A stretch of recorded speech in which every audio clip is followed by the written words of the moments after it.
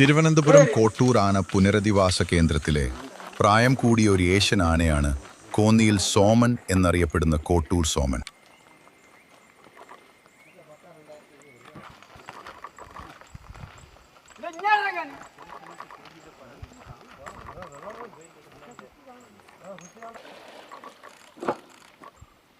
ആക്രമണകാരികളായ കാട്ടാനകളെ മെരുക്കുന്നതിൽ വൈദഗ്ധ്യം നേടിയ കുങ്കി ആനയായി പരിശീലിപ്പിക്കുന്നതിനായി വനം വകുപ്പ് നിയോഗിച്ചു.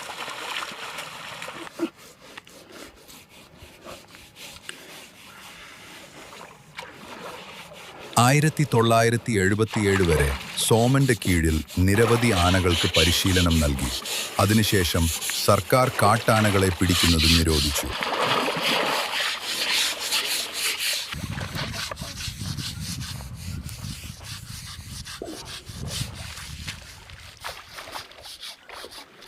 കോട്ടൂർ ആന പരിപാലന കേന്ദ്രത്തിലെ ആന മുത്തച്ഛനാണ് സോമൻ. ഒത്ത ഉയരം, നീളമുള്ള കൊമ്പുകൾ, ആരെയും ആകർഷിക്കുന്ന തലയെടുപ്പ്, കാഴ്ചക്കുറവൊഴിച്ചാൽ ഇപ്പോഴും പൂർണ്ണ ആരോഗ്യവാനാണ്.